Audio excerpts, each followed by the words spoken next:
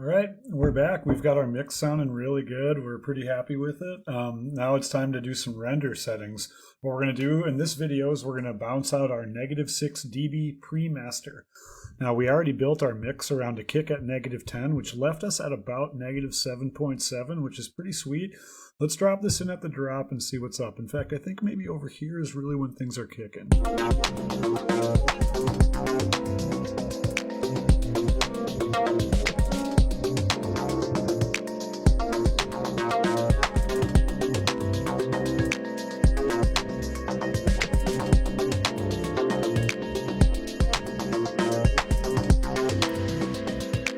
A -6, somewhere between -5 and -8 is usually fine. And then as you notice, I was checking my spectrum here just to see how that slope was looking. This was our last chance to do any mix tweaks. The leads should be probably poking out a little bit. I do feel like the overtones on that bass are a little hot. So this is our last chance to go through and do any little final tweaks. We've got a little -6 here around there. I'm gonna look at this guy one more time.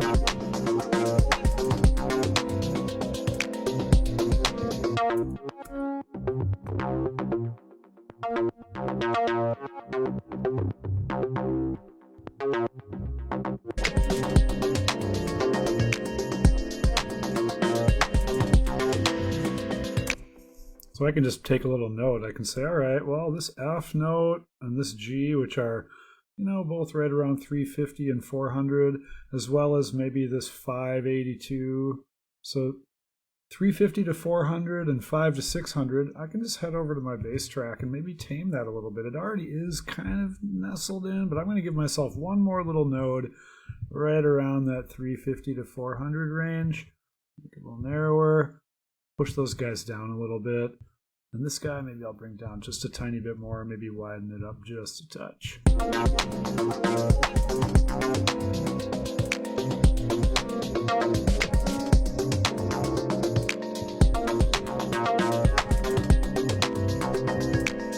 See how our shadow looks now. A little more even across and kind of steadily heading down. That sounds good to my ears. So last chance for calling any tweaks on the mix. Double check your levels, get it between -6 and -8. And now we can just go ahead and select all on the whole arrangement with Command A, and then hit Command L to set the loop brace up around the whole thing. And we can hit Shift Command R to render to disk. And do our bounce. Now, if you ended up before doing the bounce needing to adjust any headroom here, like maybe it was too loud or too quiet, you can just adjust your gain here. Another thing you can do if you want is you can select all on your whole mixer.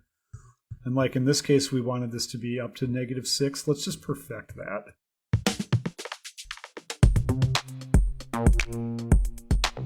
-6, it's pretty much perfect with that drum fill. With all these selected though, I could click here and I could hold shift and I'm adjusting the whole mixer in tenths of a dB. Let's try over here.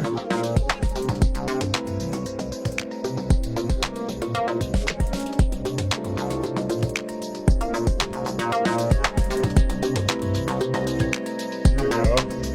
Oop, -4, a little too far. Reset it. Try over here. Great. So see how I selected all and did a little shift click just to balance it out.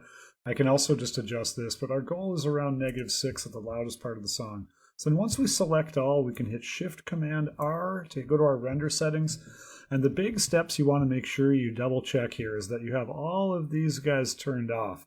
In particular, obviously convert to mono, but normalize you want to make sure you have off. And then usually put this at 24 bits and with no dither. You don't really need to make an MP3 at this point, but that's generally your render settings. If your audio was originally recorded all at 44.1, you could probably be bouncing at 44.1. Sometimes this will give you an opportunity to bounce at double the sample rate. Not really necessary for electronic music, but if you're making like film score music or classical music recorded with an orchestra or something where Subtleties in the frequency range can be really, really super important. That can be a theory that some people adhere to. Now, in this case, I'm listening at 44.1. I can go to one of my audio tracks. And I can take a look at this sample. It's at 44.1. So all my audio in this session is 44.1. So now I'm going to actually bounce at 44.1 or double that at 88.2. I'm going to avoid 48 or 96. I'll put it at 44.1, 24-bit. That makes good sense. All those things turned off. Now I'm going to do my bounce. And the last little tip for this video is at the end of the file name, this is where it really makes a lot of sense to put maybe an underscore and then do -6 dB pre-master, like in big all caps at the end of the file name. This is important because this is a quiet file with all that headroom on top and high res and stuff. You don't really want to accidentally put this on your SoundCloud or anything. It makes sense to keep it separated. So by hitting save now, it's going to be bouncing out my -6 file mix, and this is going to be the thing we're going to drag back in to master in our upcoming videos. So when it comes to that pre-master, having that file naming correct makes a lot of sense. It also makes a lot of sense to keep this thing well organized. Put it in the project folder and just make sure anytime you're going on down the road to, I don't know, make an MP3 or share a track with someone or whatever, just keep this -6 file kind of under wraps just for you. Because again, it's quiet. It doesn't have fades or anything yet. It's unmastered. That's why I really like having that file name stuff really sorted out. And beyond that, that's pretty much it. So once this thing's kicked out, we can hit the pause button and we'll move on to mastering this track next week for the mastering lesson. So, all right, have a great night.